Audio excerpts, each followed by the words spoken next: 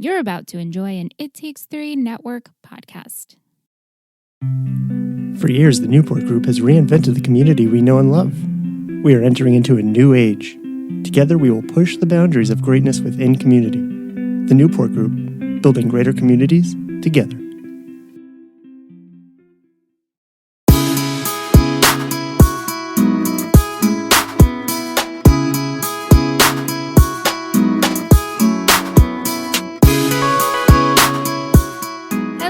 Welcome back to Let's Talk OC, an OC podcast. I'm Michelle. And I am Liz.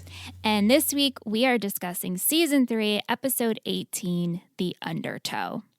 Original air date, March 23rd, 2006. Written by J.J. Philbin and Mark Fish. Directed by Robert Duncan McNeil. In this episode, Jess returns to Newport and needs Ryan's help, which causes him to fall back into his old ways, but he is trying to change. I hated this. I hated that. Did Not you the hate this whole episode itself. No, but just the whole Jess stuff. I felt that it was a good episode to show a change for Ryan, but the question is, will it stick? Right. Like, did he actually change? Did he learn? Mm-hmm. Yeah. Before we get into it, as you guys know, we have a new ice cream correspondent. Our friend Michael on Instagram, he's known as Del_Vasto, and he suggested that tonight's episode be paired with salted caramel. Yum. Because the ocean, as in Undertow, as you know, has salt. And he capitalized CAR in caramel because of the tiny car that Trey gives Ryan. Wow. My God. Are you like, should I hire him for Glassful of Gossip too? He's so good. And he also gave a second ice cream flavor that he thought would work, but it kind of goes with After Dark. Oh, okay. I look forward to hearing that. Yeah. Okay. So the episode opens up. We have Seth and Ryan. They're playing video games, and Sadie and Summer are also there, which is cute. It's like a group hang, also like a double date, sort of. Yeah, sort of. Seth, turns out his second Brown interview is in 11 hours, but he's not nervous at all. Yeah, he's fine. Cool as a cucumber. Yeah, which I found, like, we made such a big deal out of the interview last time and everything he went through. And now all of a sudden it's like, well, he's grown. He's like, I'm fine with it. Yeah, pretty quick. Mm-hmm. I know. But Sadie, she wants to play the boys in video games, and they brush her off, and Summer's like, yeah, no, that's not going to happen. But she does end up playing Seth, and she does end up beating him, which is really funny. I thought Summer, because they don't show Sadie initially, they just show Summer. So I'm like, oh, Summer has to be like third wheel to the boys playing games. And she looks so bored. I know. But no, Sadie's there too. Yeah. Like, oh, okay. I know. So while Sadie and Seth are versing each other, Summer's like, hey, Rye, let's go into the kitchen. Let's get a snack, but also, like, let's discuss Marissa. Right. And she mentions that, like, hey, maybe you guys weren't actually right for each other, and I get it. I'm glad. Me too. Much respect to Summer and Ryan for being like, yeah, we realized probably not the best to be together. And that's okay. Right.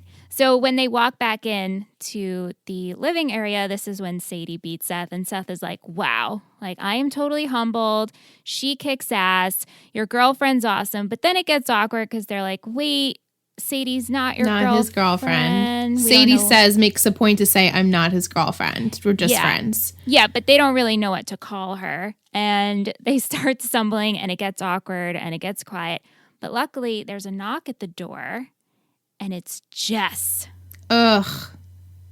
The Hooters waitress. Right, as Sadie refers to her.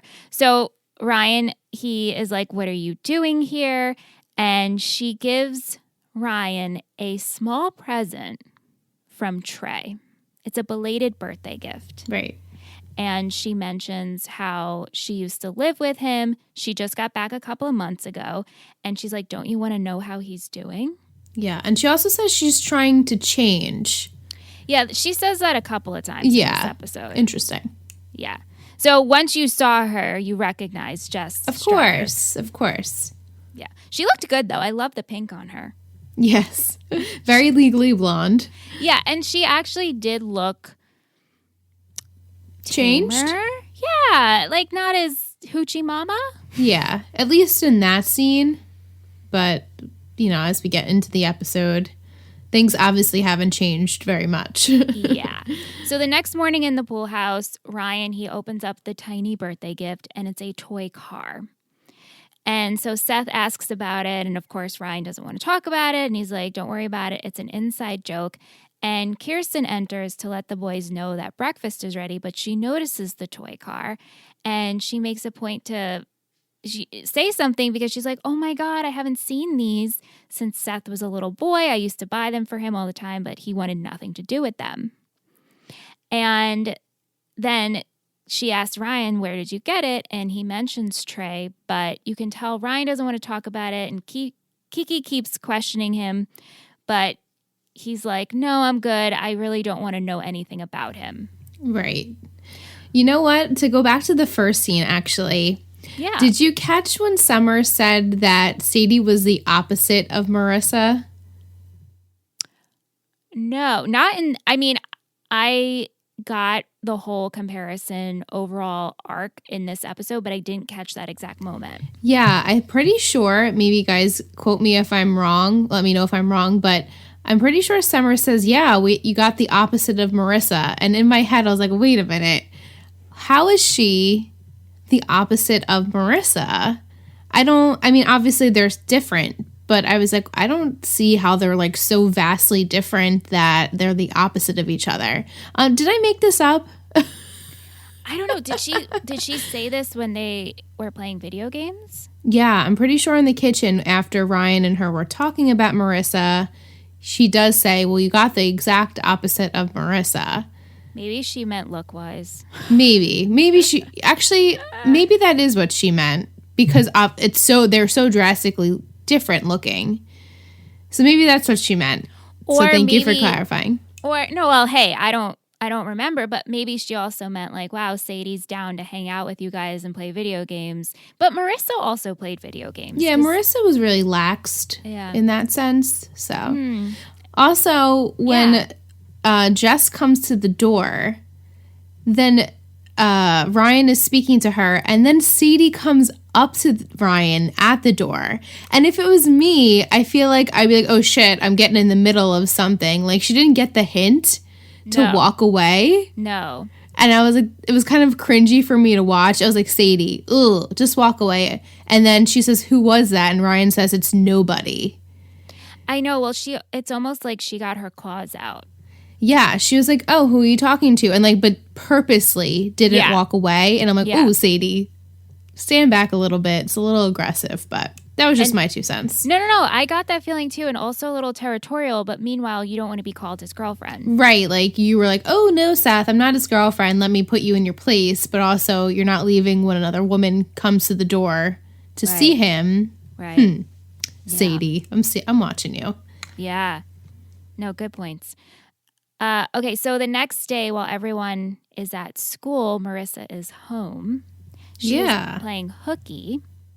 And Volchuk stops by and gives her the watch that she originally gave him as a bribe. Do you remember that? Yeah, and he didn't even knock on the door. Nope. Mind you, he was going to hang it from her door or something like that, and then she caught him, of course. He can't just be a person and like knock on the door and be like, here, I have your watch that I stole, that you gave me all those months ago.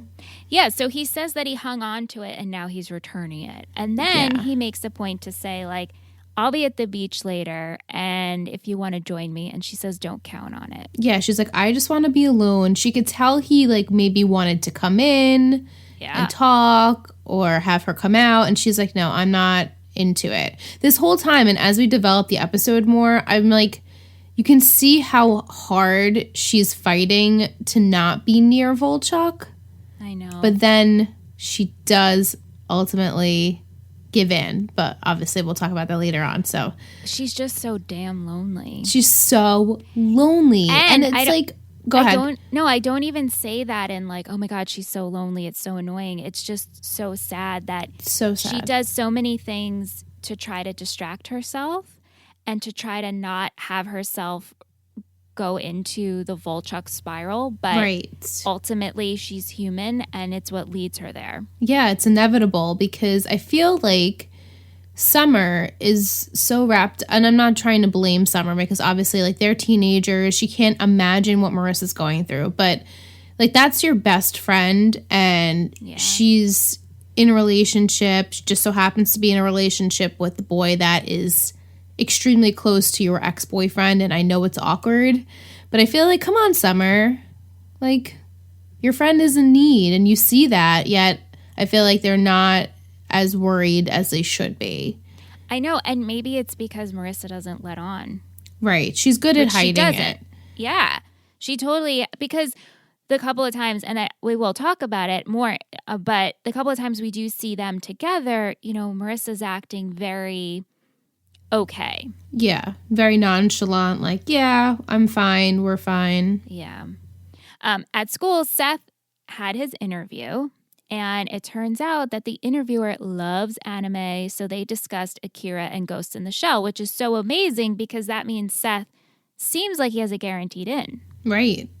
And Summer, she's so excited for him, and she's hugging Seth, and she's just wants to celebrate with him. And then Taylor interrupts and says, "Oh my God, this is a Kodak moment. Let's celebrate tonight. I'll make a flan." She's hysterical. Yeah, she's hysterical. And she just wants to have a group hang. And Summer's like, well, the thing is, like, my dad's away, and I want to have some alone time with Seth at my house.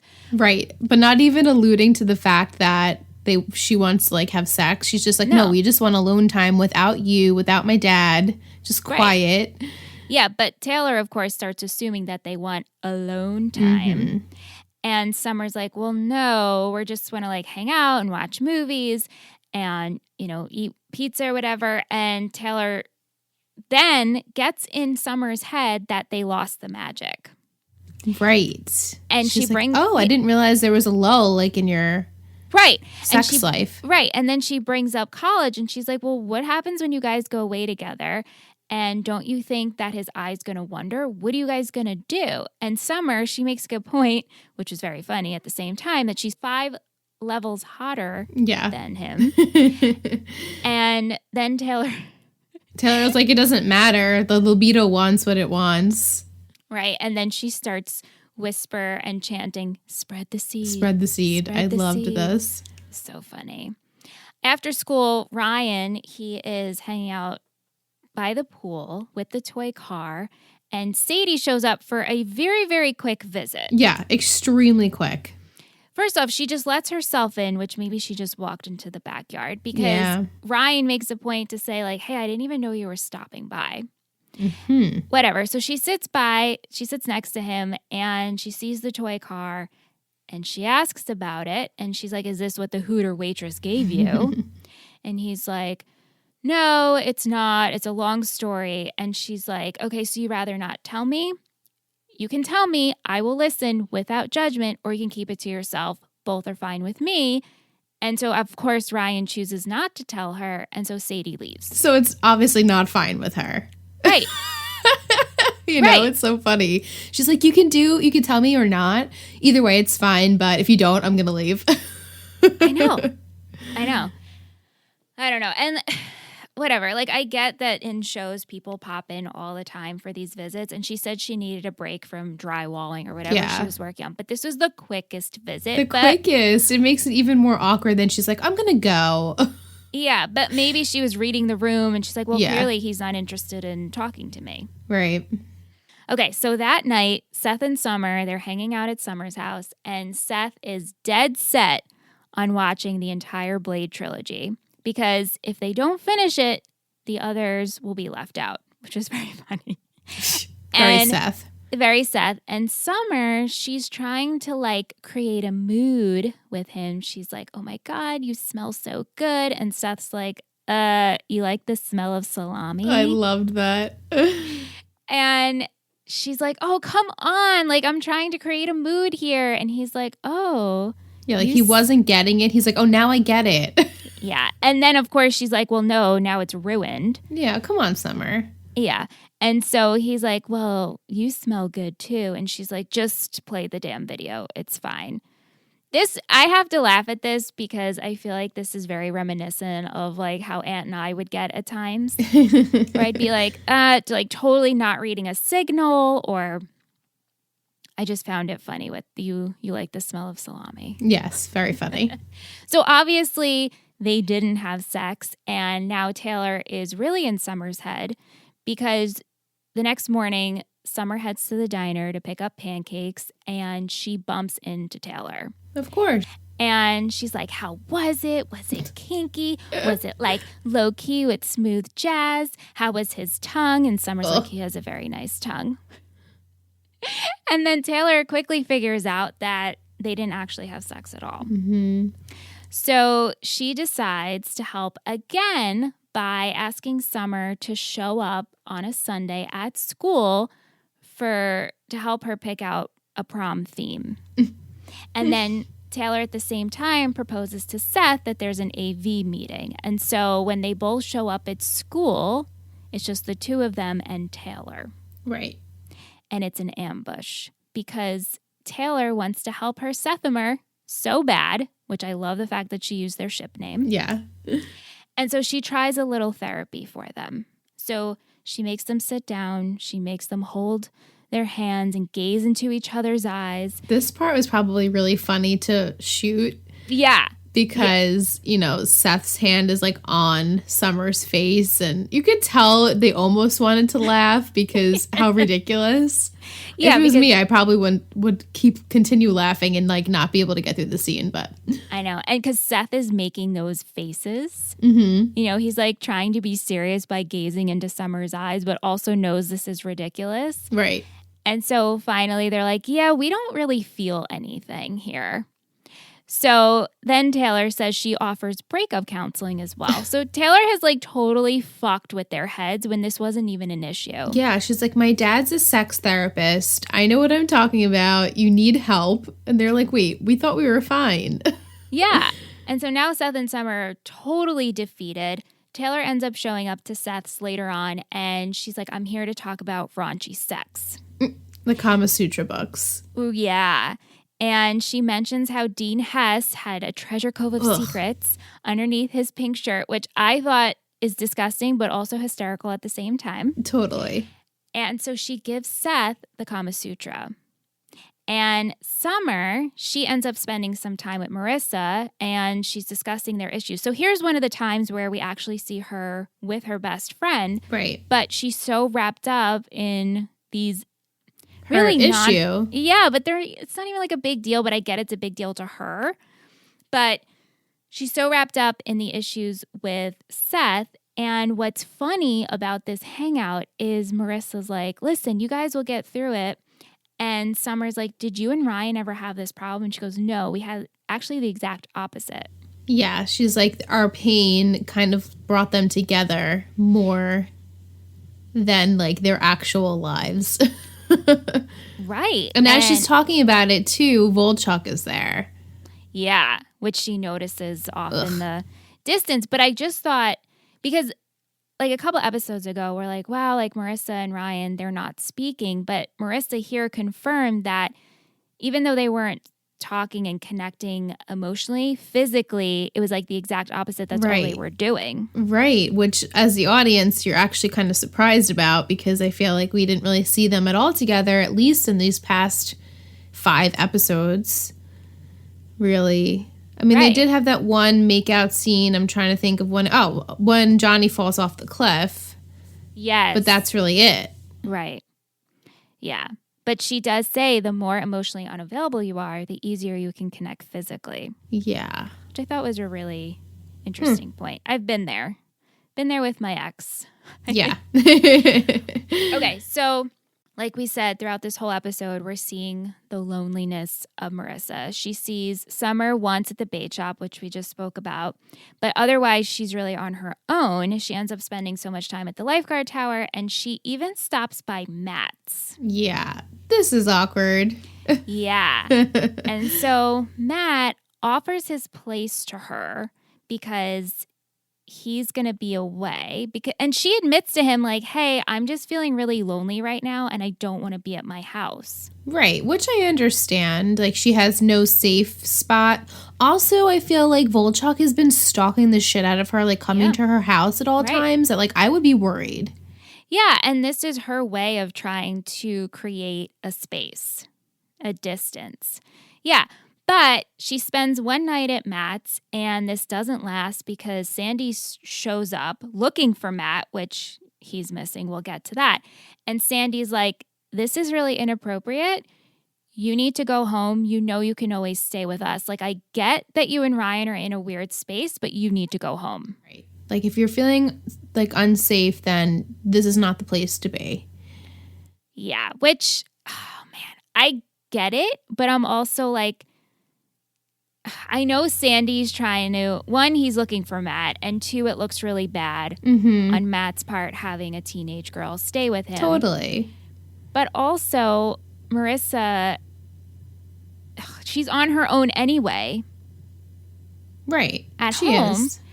I don't know. I at first I was like, Sandy, this kind of bothered me. I wish you just let her stay there. But Sandy also is just trying to be a parent, and he also doesn't know what's going on. Right. He doesn't know, so that's his only way of dealing with it. The only way he knows how. Sandy way. Yeah. And I mean, Marissa listens. She does go home. Yeah, she's like, yeah, you're right. Like, she knows. Yeah. So she spends more time at the bait shop by herself, and then Volchok finds her, and she's like, what is this game you're playing? And so he proposes to her, you know, if you need a break from what's going on in there, and points to her head, I can help you. Right. Like, if you're feeling lonely and need to, like, let off some steam, like, I'm here. Yeah. Oof. Okay. So like we said, Sandy is looking for Matt. Turns out Sandy met with Dr. Griffin, as we all know, Maya's dad, this whole hospital situation. And Dr. Griffin wants Matt off the job. Yeah. There's been a lot of rumors. Yeah. And that's how he starts out, because they had a couple of meetings. But there's been rumors that about his lifestyle with women and how he treats his apartment. And he doesn't know if they want to do business with Sandy because Matt is tied to him. Right. He wants him off the project. Yeah. And so Sandy's conflicted because, one, obviously he's loyal to Matt, but Matt also has worked his ass off on this project. Right. And so when Sandy and Matt meet up, Sandy like rips him a new one about Marissa and how it's totally inappropriate. Yeah. He's like, she needed someone and I was there for her. Yeah. And two, of like his lifestyle. And Matt's like, listen, they're just trying to take me down. Yeah, he's like, this is a witch hunt. You know it is. Yeah. And so Sandy ends up meeting Griffin again for dinner. And when it comes down to it, it's because Matt broke Maya's heart. Yes. And so it's personal here. And at the end of the night, we see Sandy, he goes home. Kirsten asks how dinner was. And she says that Matt's been calling you, and we see that the phone is ringing, but Sandy doesn't pick up. Right. He just keeps ignoring Matt's phone calls. Yeah. So Yikes. Essentially, it's either Matt or the hospital. And at this point, we don't know what Sandy chose. Right. But you can assume, though, not picking up Matt's phone calls, that he chose to take Matt off the project. Again, I don't remember, so I could be just talking out of my ass here, but that's what you could assume from seeing Sandy not answer his phone calls. Yeah, because Griffin's like, listen, you know, the hospital you've been fighting for, it could help a lot of people. Just take Matt off. And of course, Matt's like, you're really going to choose them over me? Like, I've been loyal to you. And they have false accusations. So, but then again, Sandy's also a father and gets standing up for your kid. And he's been fighting for this hospital for so long. Right. I mean, as the audience, you're like, enough with this hospital. Just enough. It's so drawn out. I mean, every week we're like, how are we still doing this? Right. All right. So let's get to the mess that is Jess. Messy Jessie. Oh, gosh. This is a whole freaking mess web. So at first we have Ryan and Seth talk about Sadie and Jess because Ryan, as we know, is curious now about his brother and about what Jess wants. Right. Like she has information. Now he's like toying with, should I go hear what she has to say or should I just leave it alone? Yeah. And at the same time, he does want to move forward with Sadie. Yeah. So Seth suggests that he can either dwell in the past or live in the now. And Ryan knows that he's right. So at first he tries to make a quick visit. Yeah, Jess. he leaves a voicemail for Sadie saying, I'll be there in 20, but heads over to Jess's. Little does he know he's never making it there. Yeah, because he thinks he'll just stop by, he'll get some information on Trey, and then he's out of there. And that way it's kind of like killing two birds with one stone. Like, let me leave the past in the past and let me move forward with this girl that I'm interested in. Right, but Jess does not take no for an answer. Like, No. she's just adamant about Ryan staying, and let me tell you about Trey, but let me go take my clothes off and let me bring you here. And it's so frustrating to watch. I know. It's so frustrating to watch Ryan deal with it, because if it was me, I'd be like, fuck you, goodbye, you're annoying. But Ryan is like, well, I don't know. Does she have information? Should I keep appeasing her? It's just, I can't stand it. Yeah, because she keeps feeding him little bits of information. Right. Like, she'll say, like, oh, Trey misses you. And then she'll be like, just stay for a drink. And he's like, I gotta go. And then she's like, oh, by the way, Trey's dealing blackjack off the strip. Right. Like, he's okay. Yeah. If I was Ryan, that would be, like, all I needed to know. All right, he's doing okay. He's, like, still sober and, like, staying out of jail. All right, I'm good.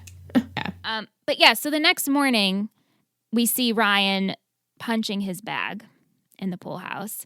And he's having flashbacks of Trey. And as this happens, Kirsten walks in. And he's like, oh, I'm sorry. Is the music too loud? And she's like, no, I'm just concerned about the grunting and the banging. And she's like, are you having girl problems? And he's like, no. And she's like, are you trying to save? He's like, it's more complicated than that. Like, it's not actually about Sadie. And she's like, are you trying to save this girl, Jess? Right. And he's like, Ryan saving? I don't do that. Yeah, it's funny that Ryan knows himself. He's like, is that something I do? Right. And he says, like, she's been through a lot. And Kirsten's like, listen, 1, never argue with a woman who is here to discuss women. And 2, just because a girl isn't tied to train tracks doesn't mean she should be ignored. Right. And then she says, we adore Sadie. Like, what are you going to do about that? Like, letting him know, like, don't forget about Sadie in all of this. Right. Like, leave Jess to herself. Right. You don't need to deal with her. She's not your problem. She's not your problem. You're always getting pulled in. Focus on Sadie. She's good. Right. Yeah.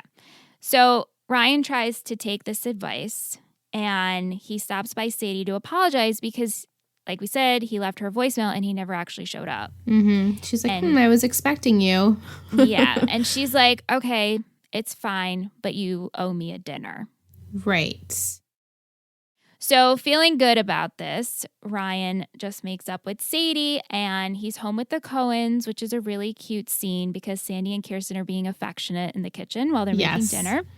And the boys walk in, and Seth is like, ew, stop. And Sandy says this amazing quote of like, kids with affectionate parents grow up to be better adjusted sexually as adults. Yeah. And then Seth's like, oh, go show me in my room. I have it during the quote section, but I was like, this is kind of awkward, but not. But also funny because Kirsten and Sandy both laugh. Yeah, they don't even say anything to it. It's kind of funny. Right. Ryan's feeling really good right now because he just made up with Sadie. He's dealt with Jess. Everything is good. And then, of course, he gets a phone call and it's Jess. Ugh. And he answers. It's a typical, like, whoa, slow down. Yes. I can't understand what you're saying. Ugh. It's a fucking mess. And so, of course, he rushes out to her call, and Kirsten catches him in the driveway. Yeah. And she's like, I thought you weren't going to let this happen anymore. And, of course, Ryan has to take off. Yeah, he's like, it's like the one last time or something like that. Yeah. So he arrives at her house, and she tells Ryan that she ended her relationship, but her ex is stalking her. So the ex shows up, Ryan answers, and the guy's like, "What are you, her bodyguard?" And Ryan says words to him and promises Jess that he's not going to come back. Right. And Jess is so scared. She's on her couch. She's like, has her knees to her chest. And she tells like Ryan. Fetal position. Yeah. And she tells Ryan that she's really trying to change. Right. And which should have been enough. Yes, exactly. So Ryan's like, all right, I'm going to go. As he's leaving, he sees her purse, and in her purse is a picture of Trey. So, like, this picture ultimately made Ryan want to stay with Jess. Right, like to see if she's okay, like maybe because she has a connection to his brother. Right. Maybe he feels a little guilty, but like, oh my God, you didn't have to stay the whole fucking night. Jeez. Yeah, so this is the night that he stays over. He wakes up the next morning. Jess is outside. She's sunning herself. She's in a bikini. She made coffee and she offers him eggs. And Jess is like, listen, Ryan, like, don't make it so awkward. Nothing happened last night. So then while they're outside, Jess gets a phone call and it's Trey. And she offers the phone to Ryan and Ryan's like, yeah, no, I'm good. I don't want to talk. But Trey wants her to go back to Vegas and wants her to live with him. And she's like, you know, it's Trey. It's hard. How do I not say yes to that? Mm-hmm. And then she says, like, you know, it's hard. I'm lonely. My parents are away. And Ryan's like, listen, I can't babysit you. Yeah, finally, like he realizes he can't babysit her, but yet he's been doing that this entire time. Yeah. And he says, like, why don't you invite your friends over? And she's all worried that, like, she's going to freak out. Yeah, she says that, like, what if I freak out? And Ryan's like, you'll be fine. So at this point, I'm like, okay, we're good. Like, Ryan, you just cut the cord. Yeah. Right? Yeah.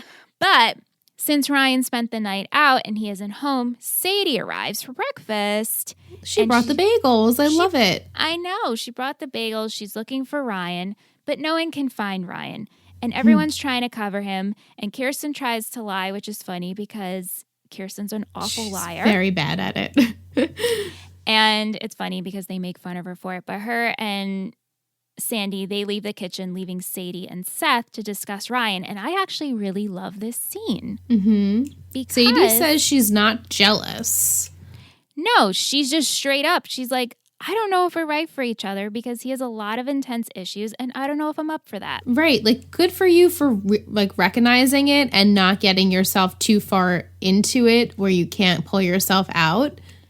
Yeah. This is the scene I actually texted you when I was like, yeah. Like, lots of props for Sadie. But wasn't it funny when Seth, like, mentions Lindsay in this part? Well, Seth continues to be like, hey, listen, give Ryan some time. Trust him. He just got out of a 2-year super intense relationship with Marissa. And then, like, his other relationship that was super normal ended up being with my grandfather's illegitimate daughter. Yeah, like, it's ridiculous, but hysterical at the same time. Yeah, and he does mention, like, you know, soon enough, if you give it some time, you'll have a super laid-back relationship. Yeah, a really boring one. A really boring one.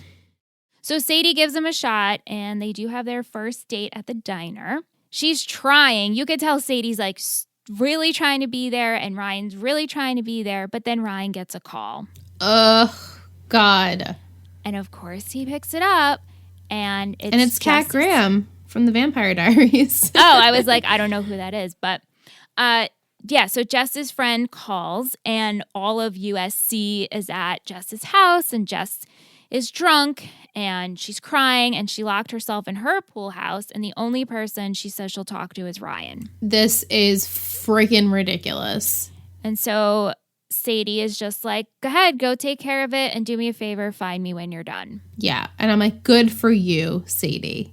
But also, oh my God, it's like Ryan, he can't help himself because if he just looked at his phone and saw the caller ID, he doesn't have to pick it up. He doesn't have to pick it up. He doesn't have to pick it up. Right. So like, Ryan, I'm on a date, I don't pick up my phone. Right. And when you see it's Jess, you're like, I'm done. Right. Done. Right. Anyway, so Ryan arrives at the party. Jess is super drunk. She's in the pool house, and all she wants is Ryan.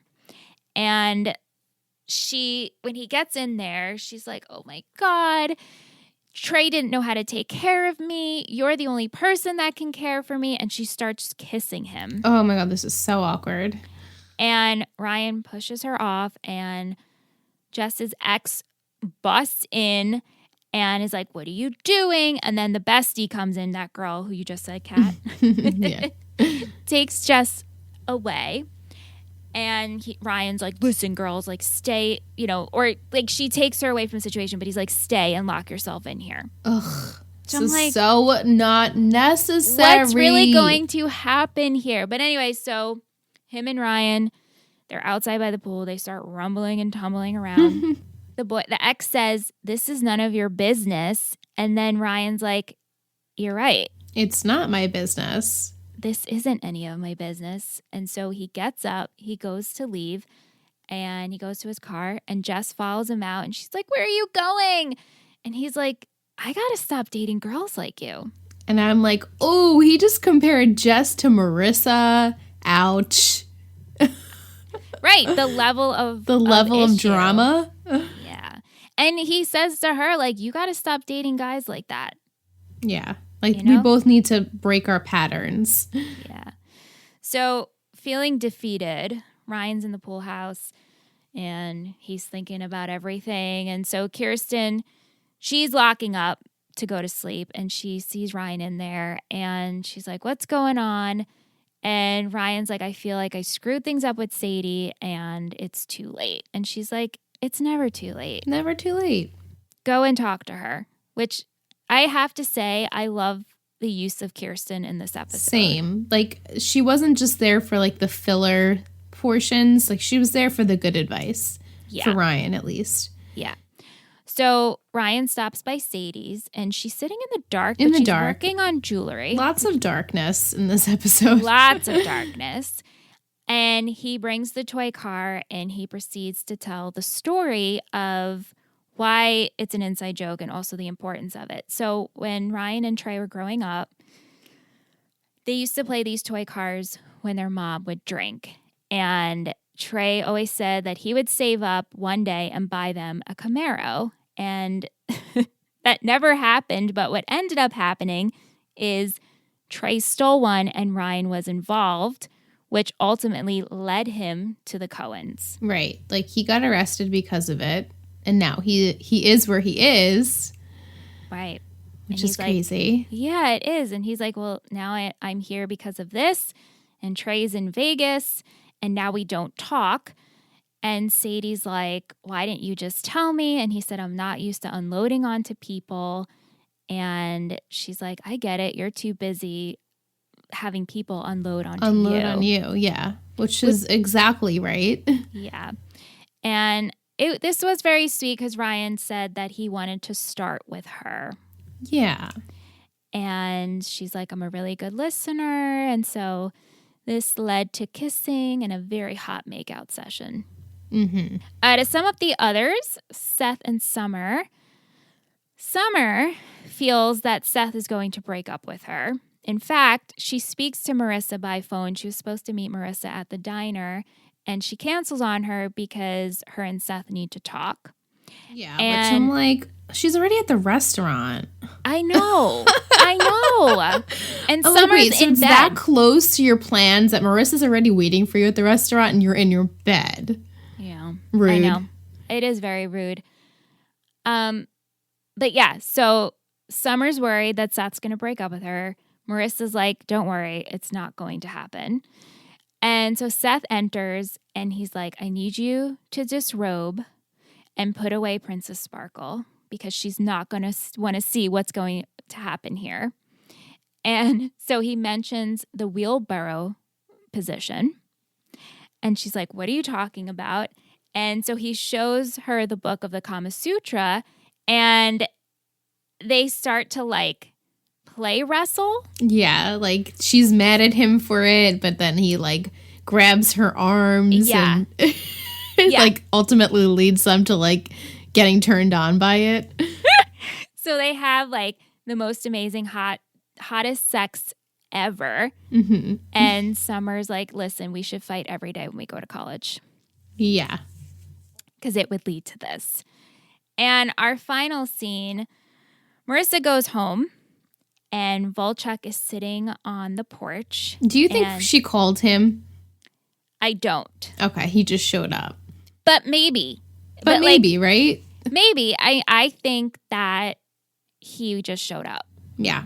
He's still trying, and he's like every attempt. And so he's sitting on the porch, he's smoking a cigarette. She comes home. She enters her house, but she leaves the door open. Yep. She's like, open door policy. That's right. Come on in. And so she goes inside, he follows, and they go at it. Naughty. Naughty, naughty. Which, I get it. I totally get it. She needs to escape. She needs to get her mind off things. She's lonely. Totally get it. He's the only one around. And it makes so much sense. Like, it all led up to this. Like, none of like this there's a lot of shocks me. sexual tension. Yeah, and she even says, like, to Summer earlier in the episode of how, you know, the more emotionally unavailable you are, the more physical you are. Mm-hmm. With her anyway, right? Right. So this whole scene, I was like, okay, this all makes sense. I don't know why the first time I watched this or the second time years and years ago with you and Sam that I didn't pick up on this. On the, like, possibility of it happening? No, I guess maybe because we're just closely examining it and having these conversations about it. But the fact of, like, we're closely watching Marissa and every step she's taking. And so everything that's happening is like, wow, okay, Marissa's not just a bitch and stupid and failing. Everything that's happening actually makes sense. Definitely. I mean, we've been noticing that since day one of this podcast because we're examining it so much. And also we're in our 30s, so we're looking at it at completely different angles here. But yeah, like everything that everyone has chosen to do makes sense for their characters, I think. Except for the Sandy, Rebecca thing and Kirsten and Carter. Like, we get what happened there. But everyone else is pretty much like going through the path of what I expect for their characters because of their decision making and their personality traits, I guess. Yeah. But going back to Ryan and Sadie, and here's where I'm going to be like my mom. Do they have sex, or it's just like a hot make out? Because they were like taking off clothes. So again, I don't know. Okay. And I don't remember if they get into it, but I'm assuming they have sex. Right. Because it's like they literally just talk about taking it like slow and then goes right into that. I'm like, all right. I mean, it is what it is. But, it's just funny, me and my prudeness. Well, no. I hear you. But what's so contrasting to look at is Ryan finally opens up emotionally, which leads him to have sex. Right. Marissa is shut down emotionally, needs to escape physically, has sex. Right. So it's amazing how these two totally different feelings can make you have the same outcome. And then the pressures of people saying that you have a lull in your relationship makes you have sex. Yeah, exactly. It's all very teenager and interesting. I mean, it's human too. I don't mean just teenager, because obviously it happens when you're much older too, but it's just, I liked it. I liked all of the sex scenes. No, I did too. And I like that each one was equally relatable. Yeah. And different. Definitely. Ryan and Volchuk. Wow. Marissa and Volchuk, though, very steamy. They're just two hot people. Very, very sexy. Yeah. All right. So we'll take a break and then we'll come back with our segments. Okay, cool.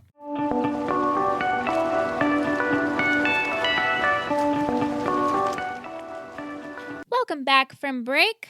As always, we're going to go into our trivia with our girl Tish.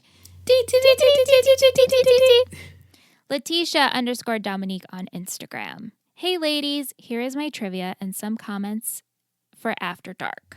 Cool. There was some commentary on the DVD, so I decided to include it. Nice. Josh and JJ Philbin, originally, they were going to name Matt Ramsey after writer Mark Fish, who was one of the writers for this episode. They, however, thought the name sounded weird. Okay, poor Mark Fish. I know. They refer to this episode as the sex episode, and the entire time they were writing this episode, Josh just kept screaming, more sex. I love it. They wanted Seth and Summer to have cute, funny sex because we hadn't really seen them have sex at all this season. All the message boards were upset about Summer slapping Seth all the time and thought it was kind of showed physical violence. Okay, I guess that could, yeah. So the writers decided to use the slap as a way to introduce the sex between Summer and Seth in this episode. The pan over Seth and Summer talking after having sex is an homage to season 1 when they first had sex, which I thought of cute. that as well. The song Lover I Don't Have to Love by Betty Severe is ranked number 21 on OC Best Music Moments playlist. Comment. This is one of my favorite season 3 episodes. I think I've always loved this episode because it's peak Ryan. He's always saving damaged girls, which Kirsten mentions that Ryan is always saving people is my favorite. And that line is so meta. Definitely. When I was younger, I always thought Volchuk waiting outside was hot and sexy, but now I'm like, that's creepy. Totally. It is creepy. It's really stalkerish. And like I keep saying, I'm afraid for her. Yeah, absolutely. My MVP has to go to Sadie for putting up with Ryan's crap. Totally. Thank you, Tish. Thanks, Tish. Let's go to N. Shelton 516. Nicole. She's newbie. She is. 318 questions and comments. Ryan is on my shit list. He's kind of pissing me off. I hate that he just can't be with the person he is with and has to save everyone else at the expense of the person he likes. Yeah, totally. Glad he finally realized it at the end and left Jess and loved Kiki's advice to him. Such great motherly advice that he needs since his own mom is a mess. Totally. Taylor giving sex advice seems weird to me. I mean, I know she had an affair or whatever with Dean Hess, but she doesn't seem super experienced to be able to give sex advice, but who knows? I know. It's funny that they introduce this portion of Taylor because obviously as we go into her character more, you do find out a lot more about her sexual history, I think. She's very sexual. She's very sexual, but it's like, who has she been having sex with besides Dean Hess? But maybe she just finds random people. Yeah. I always imagine that she just, maybe it's not a lot of partners, but the partners that she does have, they are very kinky. Yes, I agree. Yeah. If you were given the choice that Sandy was about Matt, what would you do? Would you get rid of him to keep the project or keep him on and lose the project?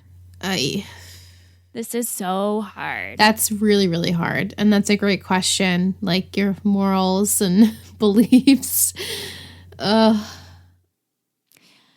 Because when you find out ultimately that Griffin took him off because his daughter got hurt from the breakup, to me, I get it, but also that's pretty fucking shitty. It is shitty. And so maybe I would keep Matt on and go, like, forego the hospital. Yeah. Because then, like, why deal with a petty parent, you know? Exactly. Exactly. Right.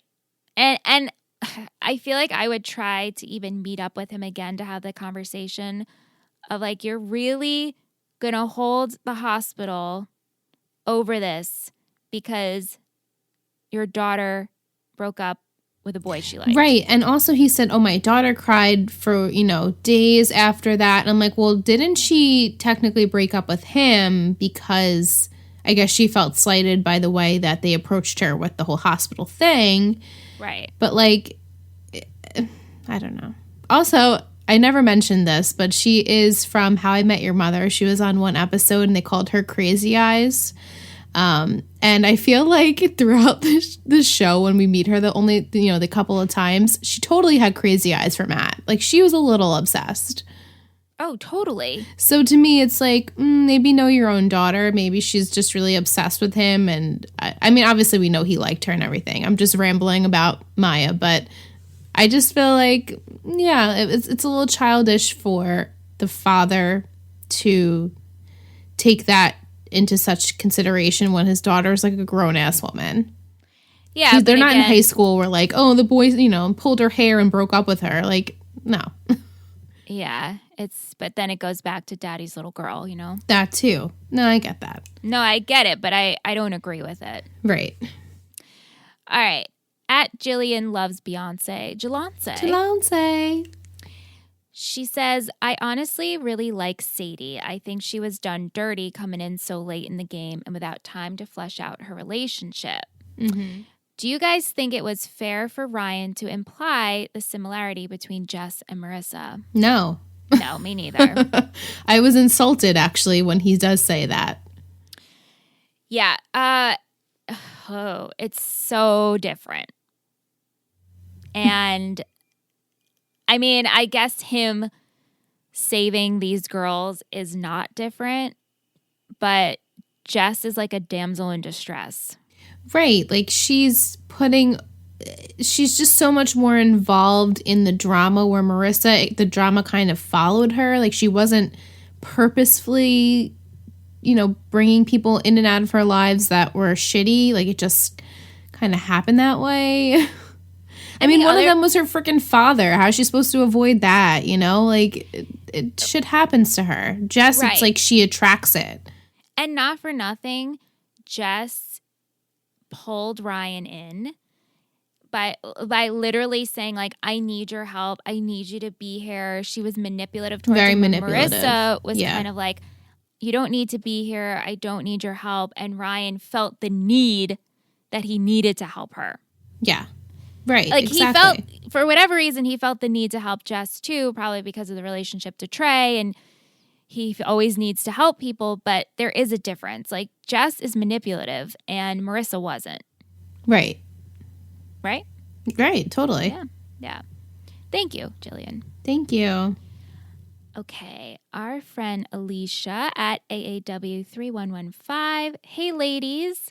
Hope you and your families are staying safe and healthy and not going crazy from people distancing. Thank you. Same to you. Yes. She says we're going on 5 weeks in upstate New York. Holy shit. Me too. This is 5 weeks for me I think well. so. About that. The Undertow. Trying to figure out what this title means. My best guess is the way Ryan gets pulled under by girls who need his saving. We see this really play out with the bringing back of Jess, in the words of Summer Season 1, ew, and the references Kirsten makes about Sadie. Just because a girl doesn't need saving doesn't mean she should be ignored. Totally. It's pretty good advice. But I'm not really totally convinced that Season 3 Marissa or even Season 2 Marissa really needs saving. What do you girls think? Yeah, I mean, saving. No. I just think she needs a load of therapy, loads of friends, good, like, structure family-wise. Like, she just was always doomed from the beginning, and she kind of just dealt with it as it came. And so, yeah, I don't feel like she needed saving. Obviously, TJ, that's a whole other experience in Season 1, but I don't think she needed saving. I think she just needed support. Here's the thing, right? Ryan and Marissa have had their issues the whole time. But if we truly want to break it down to where she is now, when Trey arrived, Ryan and Marissa were together. Right. Right? They were together at this? No. Our friends are going to yell at us. Shit. You guys let us know. I'm pretty sure they were just, if not together, just about to get back together. Yeah. Like, I remember them shopping and trying to help Trey. And Marissa has always been supportive. When Teresa came to town, she was supportive of Teresa and Ryan, right? So here's Marissa trying to be the good friend trying to support Ryan. And when Ryan is away one weekend, sorry to recap this, guys, but like I just feel the need that I need to say it. Please. When Ryan's away that weekend and Trey is left with Marissa, Ryan's like, oh, like looking on Trey, right? And Marissa's like, I'll keep an eye on him. And so that's the night when he freaking tries to rape her. Right. And so Marissa has to keep this down, and she doesn't know how to talk about it. And when Ryan finds out, he goes berserk, as one would, and rushes over to Trey's to try to kill him, like beat him to death. And Marissa arrives to save Ryan. Right. How ironic. How ironic. And there's a gun. And what was she supposed to do? Trey was going to kill Ryan. And so out of defense, Marissa shoots Trey, right? Right. Because she loves Ryan. She doesn't obviously want him to get hurt. Right. Exactly. Yeah. Which ultimately led to a relationship spiral because Trey was unfortunately Ryan's brother. It's not like this was just a friend or someone passing by. Like, this is Ryan's brother. And he had to they both coped with it in their own ways. And so they just didn't cope the same. And so Ryan felt as though Marissa continually bringing it up or having that weight on her was like a burden to him, even though he never said it. Yeah. And it's like Marissa was just being, before the shooting and all that, she was just being a good friend and a good girlfriend. Yeah. So to answer your question. No, but what I'm saying is I don't think she needed saving in season 2. Same. I don't think so either. So I think she know. just needs support. Like, she needed someone to be there for her, and she didn't have anyone. And this is a prime example now heading into season 3 where she is the most alone she's ever been. Yeah. Right. It sucks. Okay. So anyway, sorry for that rant, but it's like, yes, season 1 with Tijuana, she needed saving, obviously. And Oliver in the shooting, yes. Right. But besides that, it's like, not for nothing, Ryan. Marissa saved you. Right, she did. With your mess, your family mess, which Ryan is always super sensitive about because he knows his family's a mess. He never wants anybody to help him. Yeah. All right. Enough. I have to calm down. Now I'm heating up. You're good. Yeah. Okay. So she continues with, no question, she is dealing with a lot and always has, but I really think she has shown an immense amount of strength up until the end of this episode. 100%. Totally. She's dealing with so much, and as both you said last week, no one is there for her, except for maybe Matt. A little strange, but she says it best, she's alone. We don't even see Julie ask her how she is doing last episode when she tells her about the relationship with Dr. Roberts. And when Volchuk finally says she's lonely and he can help her escape, I think that really hit her, and that's ultimately what pushed her over the edge to him. Mm-hmm. I feel like she's been wandering around for the last 4 episodes just trying to make it through each day. I feel so bad for her. Yeah. Seeing it now makes me wonder how anyone, including myself, could have missed this before. Yes, thank you, Alicia. I was just saying that. Her character really deserves so much more respect than she originally got in the early 2000s. Totally. She got ripped on. 100%, my friend. Yes. Man, if I could like this 1,000 times. Totally. This scene at the end of her and Volchuk gave me the creeps and was just really uncomfortable. She looked completely miserable and almost limp during it. Interesting. Yeah. Why was he just sitting at her house in the dark? Because he's a stalker. I did like how she did leave the door open, just like when she was saying, fine, I give up. Right. And it seemed like that was the altitude of the scenes that followed. Totally. I like the exchange between Ryan and Summer in the opening scene. It was nice to see them interact. That's always a strange relationship. The boyfriend's friend, are you really friends with, or are you friends with by default? Have either of you girls ever had any awkward exchanges or situations like Summer and Ryan had with a significant other's friend or friends? Yes. Sam and Matt. Yeah. My sister and her ex, and then I remained friends with her ex, and then I became friends with her ex's new girlfriend, and that just became a mess. Yeah, all a mess. For everyone. I mean, you were involved in that. Anthony was involved with that. Ingrid was involved with that. So stupid. Yeah, totally. What do you think of Summer's comment, is Sadie the anti-Coop? So you were right. Okay. Yeah, I didn't like that comment from Summer. I feel like I never would have thought to say that to, like, let's just say it was, you know, you were dating Ryan, and I would never have brought that up to him, because, like, you're mine. Like, Ryan, yeah, he is in the circle, but, like, that's Summer's best friend. I feel like I would never compare the two. I don't know. I don't like it. Yeah, I would never. No, I didn't like that. Mm-mm. Yeah. But see, so there you go, Liz. You weren't making that up. Okay, I'm glad. Yeah. Sadie shows so much patience in this episode with Ryan. If you were her, would you have done the same? And would you have been upset with Ryan for not really sharing anything with you about his past? Yes and no. Agreed. You can't pull something out of someone if they're not ready to talk about it. People just handle things differently, and that's something I have to realize too, is like not everyone is ready to talk when you're ready to talk about it. And so, like, I understand Ryan not willing to speak on what happened in his past. So yes, I would have let that go, I think, but like the keep canceling on me and like not hearing from you, you're obviously involved with some people that, you know, take advantage of how nice and caring you are, that I wouldn't be okay with.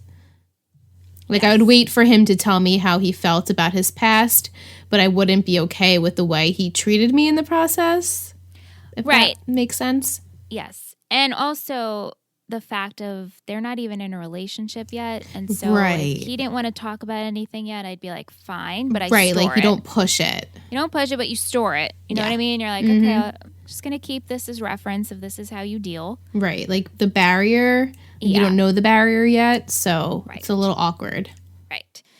She continues with, I have to say, Taylor cracked me up this episode, and the rut of Seth and Summers was hilarious and I think really relatable for couples who have been together for a very long time. Mm-hmm. Yes. Totally. Just a very funny storyline, and I think comic relief for the episode. Yeah. Finally, question comments on the topic of sex. We see both Ryan and Marissa have sex with other people in season 1, and I think I always just assumed they had done it until season when Ryan say they have both done it a lot, but not that. Right. So they both fooled around with each other, but didn't do sex. Right. Right. They both together as a couple haven't. Right. And in this episode, it seemed like Ryan and Sadie are just going to go right for it on Johnny's living room floor, which is all kinds of weird in on itself. Why do you think Ryan and Marissa waited so long when it seems like they are both quick to give up with other people? Well, because I think Ryan and Marissa were actually in love. Yeah. And Marissa, pretty much her virginity, she lost it to Luke, and then Luke fucking cheated on her. Yeah, that was a shitty situation. So that's all emotionally fucked But, like, up. she did wait. It's not like her and Luke. I mean, you know, they're young. They were 15, 16 at that point when she did. So, you know, her waiting was understandable. And then I guess as the audience, you just kind of assume that Ryan and Marissa were having sex, but then when it's revealed that they don't, you're like, okay, so this is obviously very special to the both of them as a couple. As a couple. Yeah, so this did throw me off a little bit. Marissa is this is awful. I don't mean it's understandable that Marissa would do. I understand why Marissa did it. I'm more surprised that Ryan and Sadie did it more than Volchuk and Marissa. See, I could see Ryan hooking up more because of him and Teresa. Yeah. And he made a point, not to say of him and Teresa, it was a bad example, but when him and Seth early on in the series talk about sex, Ryan alludes to the fact that he's had sex multiple times. Right. And so I think to him, it's like, well, sure, I don't really have a past with this person. this is just how this energy is with this person at this time. Yeah, I get what you're saying. And like you said, I agree with you how Marissa's just like, yep, I'm totally like emotionally not here. I'm disconnecting and letting the physical take its over, way. Yeah. Sorry for such a long message this week. I will try to keep it shorter for next week. Although I really like next week's episode. And then she sent After Dark. Don't keep it shorter. We love hearing what everyone has to say. And honestly, great. Those are great points. Totally. So thank you very much. Thank you. At Muse Chick, Vic. Oh my God, did I miss it? I'm sending now. No, you're fine. I just like to send their little comments beforehand. Yeah. Ugh, Jess is back. That's all I say about that. That was a quick dodge with Ryan over the girlfriend comment. He seriously is bad with words, and he just doesn't know how to stay out of trouble. I feel like it's in his nature to get involved in bad situations and unintentionally play the knight.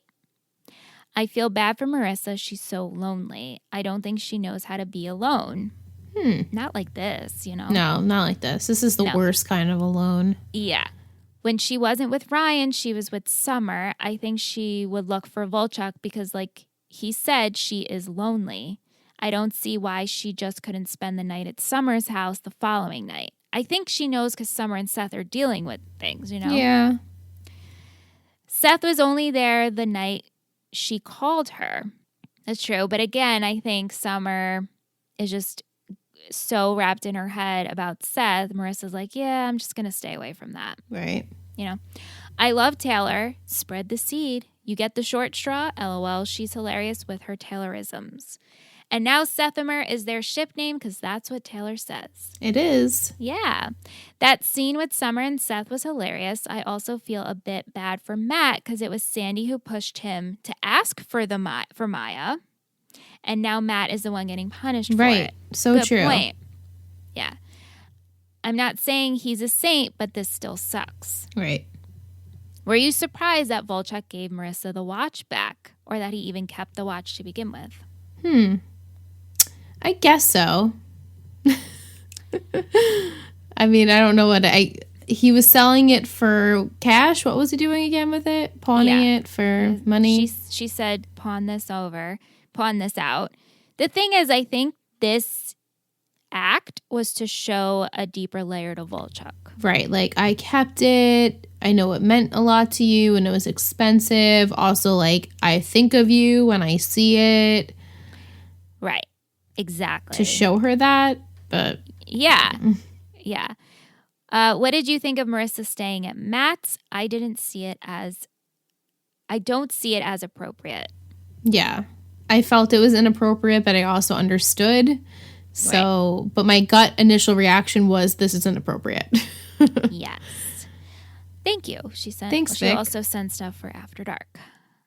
At me, Michelle G on Instagram. Hi, ladies. Love the cover of the Bright Eyes song in this episode. Takes me way back. Why did Ryan have to go to Jess's house? Wouldn't a phone call been more than enough? Totally. That's so true. Totally. Thank you, Michelle. Totally would have been sufficient. Yeah. I know the age difference could be weird, and he's also Sandy's business partner, but I would have preferred a Matt and Marissa connection rather than Marissa and Volchuk. Yeah, actually, I would have preferred that too. They kind of make it seem like potentially something is going to happen there. Sort of, like very, very surface, but, you know, ultimately, they don't. That would have been an interesting storyline. Yeah, like, he's a little bit older, and, I mean, again, is she legal yet? Is she 18? I don't think she's 17. I don't think she's 18 yet, right? I think only Ryan's 18 at this point. Yeah, so I would have preferred that, but then it kind of doesn't allow for a more spiraling Marissa, I think. Right, the darkness. To foreshadow what is to come for her, so... Yeah. Yeah, but I would have liked that better. Yeah. Favorite quote: the one time he tried to date someone normal, she turned out to be my dead grandfather's illegitimate daughter. That's it. Though don't know how normal I'd label Lindsay. Mm-hmm. So true. She was just, oh, Lindsay. She was vanilla. Oboe. And then last but certainly not least, Del_Vasto, our buddy Michael. I can't believe there are only 7 episodes left of this season. And then we get to a season 4, which is so short. I know. It's kind of sad. It's really sad. I don't know what I'm going to do. I guess Right? just watch it on my own. Yeah, you'll have to watch it on your own while we're podcasting about other things. Exactly. Here are some comments I have for this week's episode. Also, I've put in some answers to questions raised last week. Just a warning, it's a long one. Cool. Okay, so he talks about why he chose the ice cream flavor. And last week, we asked him, when did we record our Tree Hill Talk ice cream segment? So he says that segment was actually done before we finished watching it. Oh, really? It started in season 9, episode 5, with Michelle saying she was talking to her friend at work, Nicole. I think it was. Aww. And they did characters from different TV shows like Saved by the Bell, One Tree Hill as dog breeds. Man, I am so fucking weird. Okay. And then Michelle brought it as a segment and other topics were done. The 3 of you did Starbucks orders in episode 7. We did?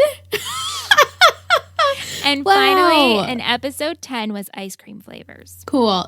Thank you so much, Michael, for the reminiscent Tree Hill Talk days. Wait, it gets better, Lissy. Oh, I'm excited. Michelle also wanted to do one relating characters to Essie, nail polish. Oh.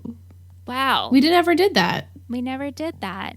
We still I can't remember if that one was done or just talked about. It was just talked about. Yeah, sorry, Mike. It's not in existence. It's never too late, though. No. No. I really enjoyed the bonus episode you ladies and Aunt did. Everyone had really good choices. So yeah, if you guys didn't listen to it yet, we did a whole bonus episode on ice cream flavors relating to the characters of the OC. It was fun. Just check your feed. It's Made me there. want to have ice cream. Same. Okay. Shout out to Kelsey. Moon Mist is so good and it fits for Anna. I'm sad it's only available in Nova Scotia. Same. I want to have some moon mist. Did any of you catch the many references examples that related to the episode's title? No. Jess said to Ryan about Trey having a way to suck you in. Then this scene after Kiki and Ryan are talking and she said that Marissa is a nice girl, but she's been through a lot and Ryan got pulled into that. Good one. The scene where Ryan and Sadie are at the diner after Jess's friend calls him, Sadie says, I get that something is pulling you under and you can't let it go. Nice. Jess and Volchuk were sort of an undertow in this episode. Jess was trying to pull Ryan in and Volchuk trying to pull Marissa in. Yeah, totally. Volchuk succeeded in the end, whereas Jess failed and Ryan ended up with Sadie. Well, Jess, after many, many attempts, ended up failing, but she was succeeding for a while. In her own way, like she never was going to get Ryan in the way she actually wanted him. Yeah. You know? Right. The phrase to be caught in an undertow means being stuck with something or some situation out of your control. In this episode, all the characters sort of were stuck in situations out of their control. Matt with the board being against him. This also puts Sandy in a sticky situation. Seth and Summer's intimacy problems, and Sadie is stuck with this maybe relationship with Ryan. Yeah. But he's being pulled by someone else and keeps ditching her. And she has no control over it. Very good. Right. Like that. A+, Michael. A+. A+. You wrote a good essay.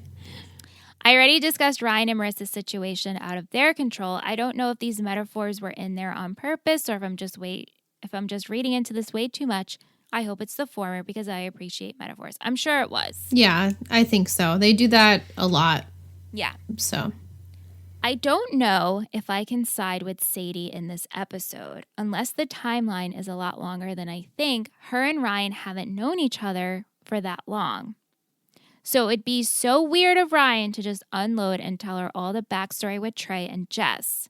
I agree that if you're in a relationship with someone, they should know everything about you, but in my own personal opinion, that all comes with time. yes, agreed. Yes, you can't unleash your crazy baggage on someone right off the bat. You have to do it slowly or else they'd be running away. Agree with that too. What's Ryan supposed to say to her? Hey, I know we're not officially in a relationship yet, but I have a brother who tried to sexually assault my girlfriend at the time, Marissa, and I found out and went to beat him up. He almost killed me, so Marissa shot him. Right. It's way too soon for that. She should have just reassured him that she was there to listen if and when he's ready to talk. I can agree with that. That's why I feel like if I was in Sadie's shoes, I definitely wouldn't pry on that aspect. But I would be, again, upset if he kept canceling on me because of it. Like, at least tell me a little bit about it. I also feel that this particular time of post Marissa, he's truly trying to change. Post Jess, right? And that's why he does say to Sadie, like, I'm trying this on you. Right. You're going to be the first person I unload to. Right. Like, you're the first person I actually, like, talk about my feelings with. Right. So whether, like, I totally get what you're saying, Mike. Totally. But I think for Ryan, he's kind of, like, trying this new way, persona, feel something different that he's never felt before with Sadie. And this is how he's going to try it. You know? Yeah. Yeah. Thank you, Mike. Yes, thank you. So last week, B-Side Poetry sent us a lovely voice message on her hot take on Volchok. Yeah. Which I love. And she said that she's not actually from Long Island, but she's from Jersey.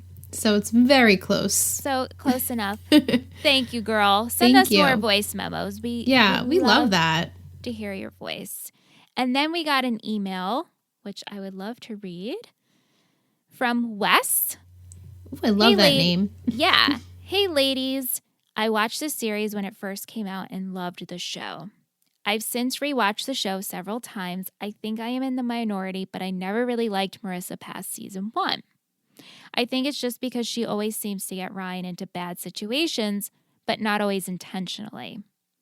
I'm glad that season 3 is almost over because some of my favorite episodes and story arcs are coming up in season 4, as well as some of my favorite characters get introduced or get more screen time. I'm excited to hear what everyone else thinks of season 4. Thank you, Wes. Yeah. I think he's, correct me if I'm wrong, but alluding to the fact that Summer and Seth really don't get as much airtime. But I remember from memory that they definitely do more in 4.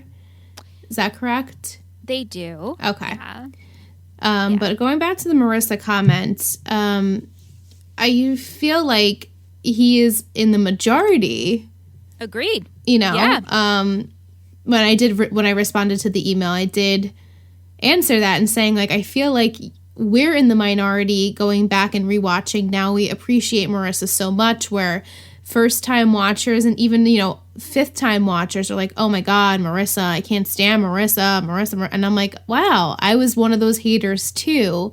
So I feel like you were in the minority by not liking Marissa, but I hope maybe us discussing her will change some of your opinions, because it definitely has changed ours, rewatching it so many years later and just having a different perspective on the show. And so we get what you're saying. Yeah, Marissa sucks sometimes, but I feel like it's all like built up in her character and her character arc, and you just gotta take it for what it is. Agreed. Yeah. But Ryan does get pulled into a lot of shit because of her. But also, as we were just talking about earlier, Marissa got pulled into a lot of shit with him too. Yes. It's equal there. It's equal. It truly is. And they allowed each other to be each other's saviors in a way. Right. Yeah. Thank you, Wes. Thank you, Wes. Keep sending those emails. Yes, Keep sending totally. those comments and questions. Thank you, guys.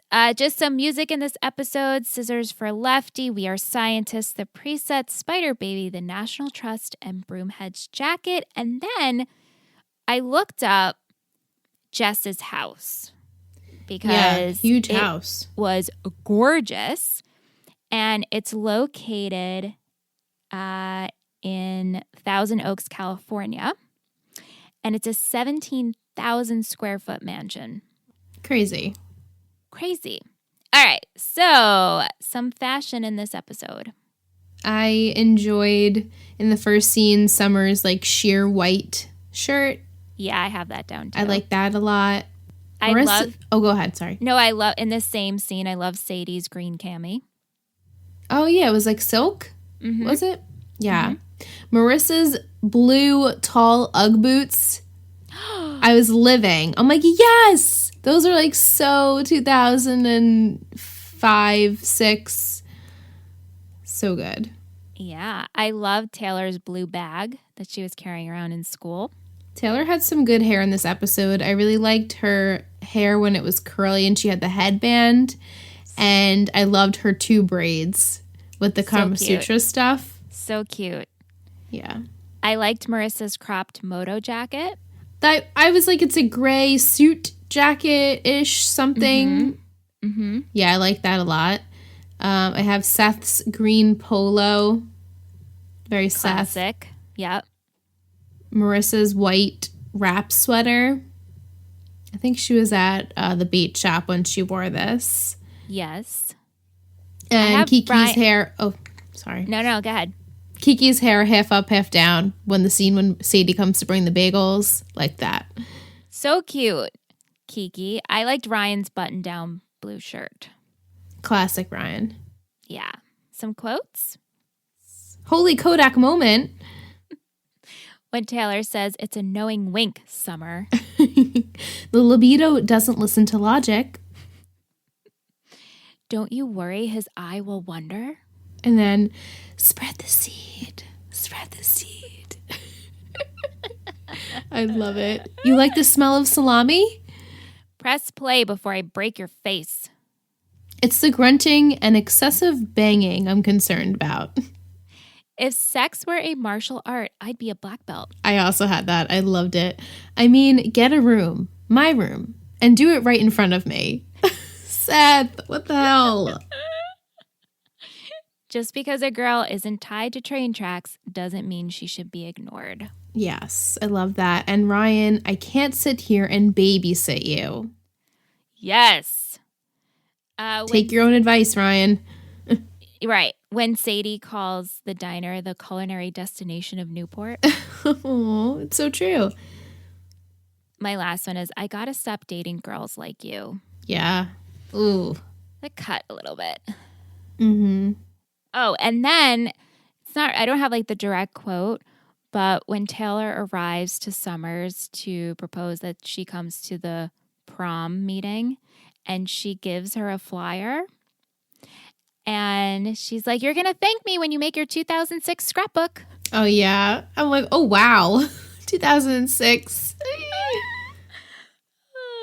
I loved it so much. Okay, so MVPs and shittiest. Yeah.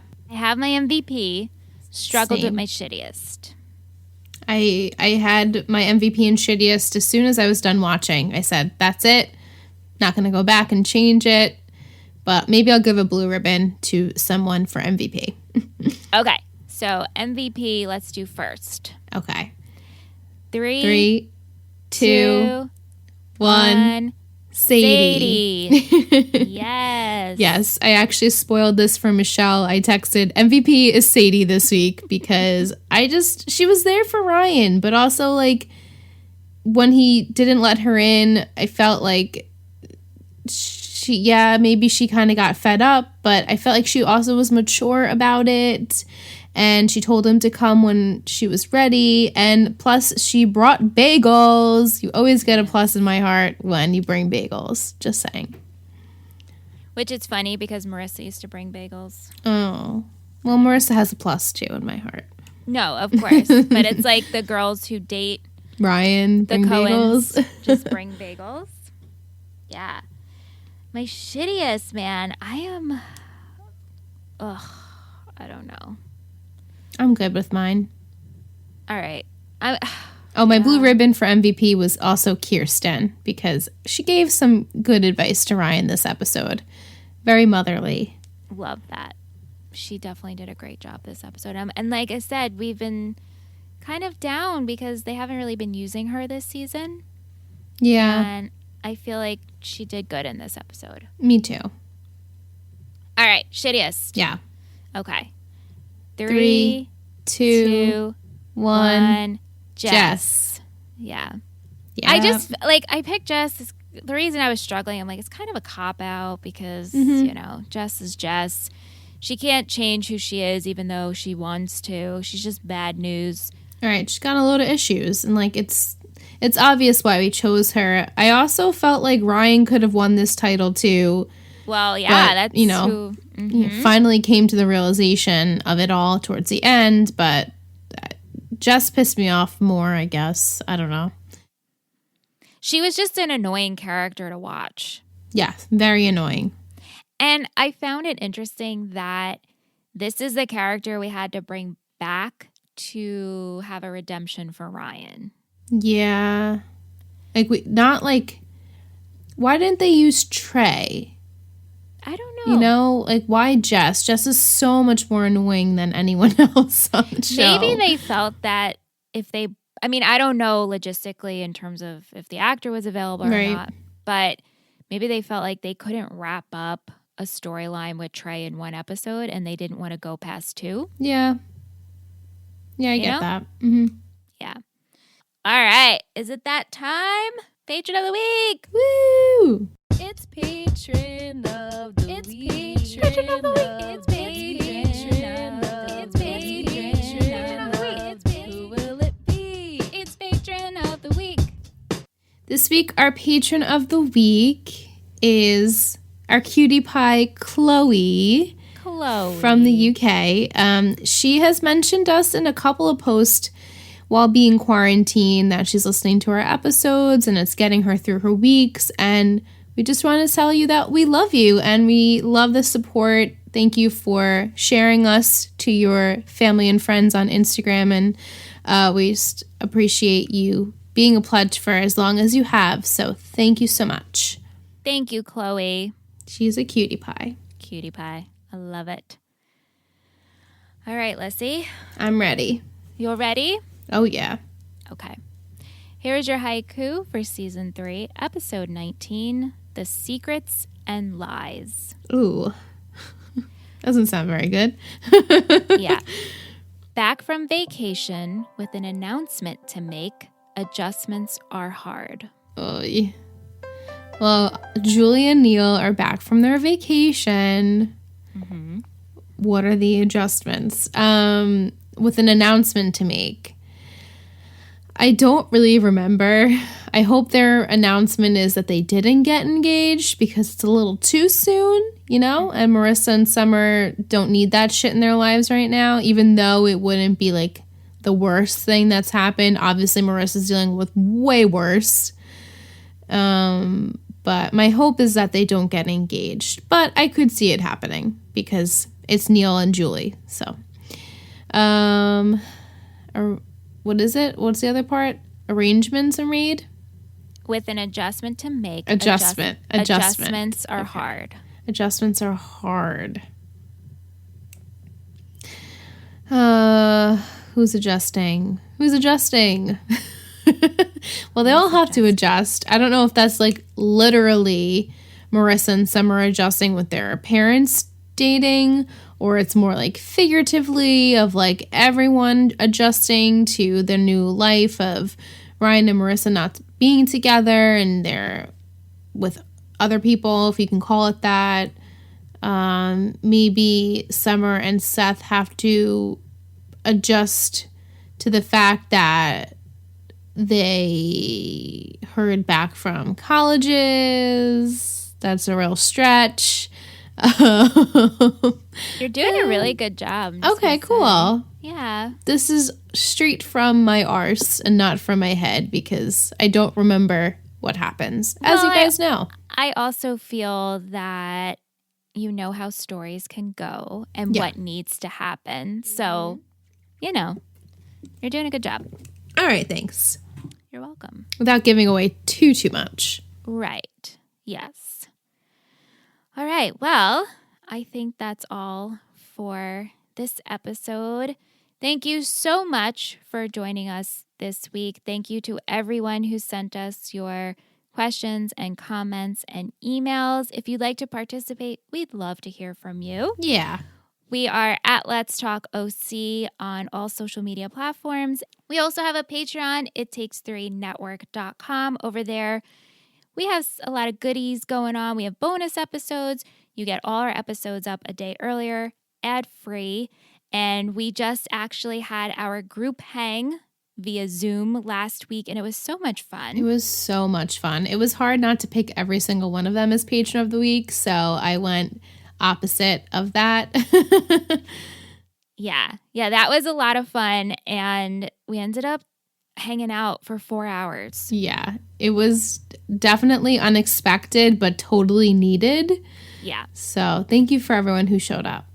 Yeah, so our Patreon fam, they're pretty great.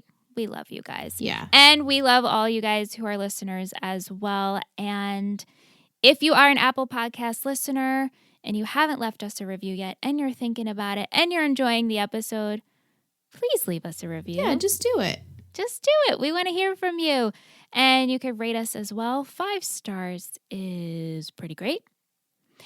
And again, if you are new and this is your first episode you're listening to, welcome. If you're an OG listener, stay tuned for After the Credits. We go into our After Dark, After Hours segment where we talk about all the things to come, spoilers, how we're feeling, all that jazz. Yeah. So until next week, have a good week.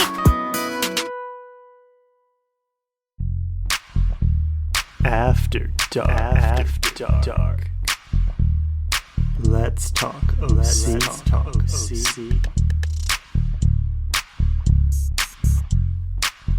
Okay.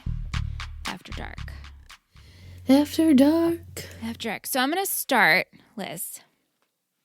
Last week, we talked about Teresa and the baby. Did everyone speak of how I don't remember things about Teresa? Well, no. What's truly funny about this whole situation is last week, me and you, we had like this whole discussion about like how it was never confirmed if Ryan was the dad, right? Yeah. And it's so funny when you watch something as a young person, or you don't even have to be a young person, but you watch something and you truly choose to believe something and you disregard everything else. Right. Right? So we got a message from our friend Jess at Mrs. Boquist. Oh, hey, Jess. She says, I just listened to The Journey, and this comment, I guess, is for the next After Dark. I recently was binging the OC before it went off Hulu, and when Kirsten sees Teresa at the airport with the baby and tells Ryan comes home from Berkeley, and Teresa comes over to the Coens. The two talk out by the pool, and Teresa does confirm that the baby is Eddie's and that she had a paternity test to confirm it. Oh, yeah, no recollection of that.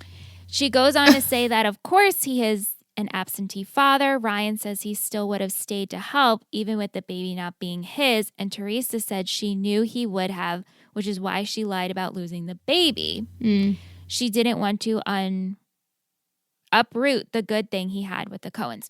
Okay, so yes, this does happen. And I guess last week I should have said that. But in my mind, I truly still believe that Right, like she's she lying. could still be lying about it. Yeah, because I always felt that she loved Ryan so much and cared for him and was so happy that he got this new life that she just lied to him. Right, like she'll continually lie until, it's necessary to keep Ryan from knowing. Yeah. But it's like the fact that in my mind, I'm like, no, it's like, well, no, actually, they do have this conversation and I didn't even take it into consideration. Like, I remember it. I just disregarded it. Yeah, I totally didn't remember it. So thank you, Jess, for elaborating on it. But yeah, like I totally still remember that being a thing. Like after we were done watching, Sam and I were like, it's still Ryan's baby. Like I'm sure I obviously watched the scene of Kirsten and of Ryan and Teresa where she explains it, but in my mind it always stuck that it still was Ryan's kid or could have been Ryan's kid. Yeah, and I think they do that because they show Teresa with a light-haired child. Mm-hmm. And it's funny because Aunt and I had this conversation this week because I was like, remember that scene? And he was like, oh, yeah. He's like, but I always just thought it was Ryan's baby. Yeah. I'm like, it's so funny how we're told, but we're still like, no, I'm just going to refuse. Remember it differently. Yeah. Yeah. Thanks, Jess. Thank you, Jess, though. Vic, for her After Dark segment. So they had sex. I mean, it took Ryan and Marissa how long? And now she's hooking up with Volchuk. How long has it been? A few weeks or so interacting with each other? Then again, she just wants any connection. Yeah. I know Marissa at first is like, well, Ryan's not with me anymore. I'm lonely and you won't leave me alone kind of thing.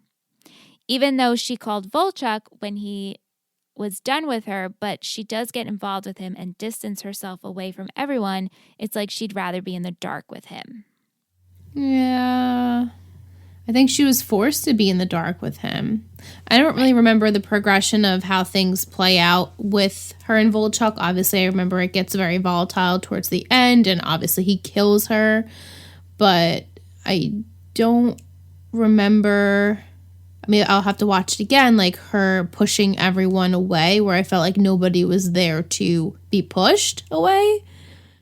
But I guess maybe I have to watch it again to see like the progression of her with Volchuk. Right. Well, I mean, Summer and Marissa do end up living with each other again. Mm. And so because Marissa pretty much shuts down, becomes numb, starts missing school, starts drinking again because she's hanging out with Volchuk because it's the only person. I think Marissa...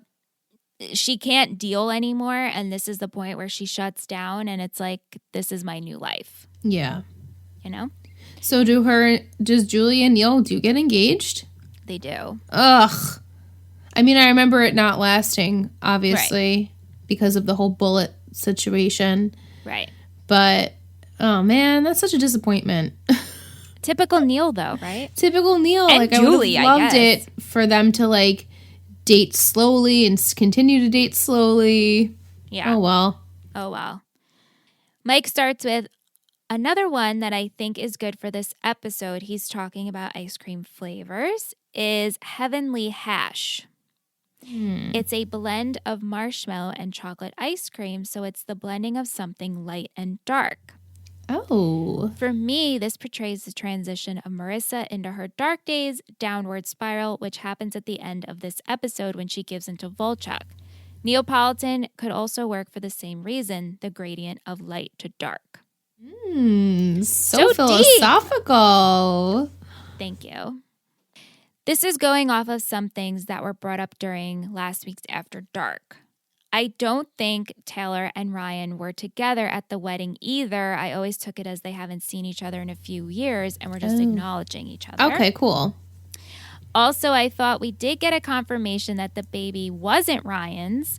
The college visit episode, Kiki calls Ryan and says she ran into Teresa and she had a baby boy with her. So Ryan leaves Berkeley early to go see Teresa, and she says it's not Ryan's. I thought it was maybe a clear confirmation, but maybe I'm mistaken. You're not mistaken.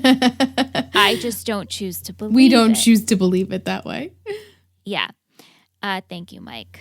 Yes, thank you. And then Tish. Love the new After Dark music. Thank you. Cool. I always thought that it was Ryan's kid. If the show kept going on, I could see Teresa showing up at Ryan's door years down the road and telling Ryan he's the father. Not to get ahead of myself, but I always thought that even if they didn't kill Marissa, that her and Ryan wouldn't have ended up back together by the end of the season. Yeah. If anything, they would rekindle their romance years later, and then they would be endgame. Oh, I like that.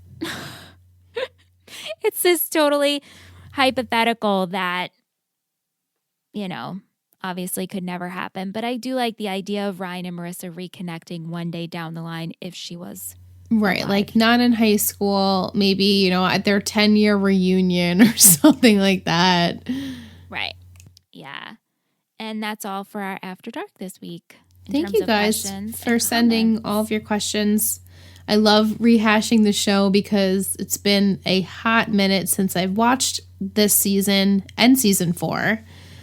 So it's fun to like trigger my memory of things. So as you're watching, like for you, are storylines and things coming back to you, or you're like, holy shit, I don't remember this at all?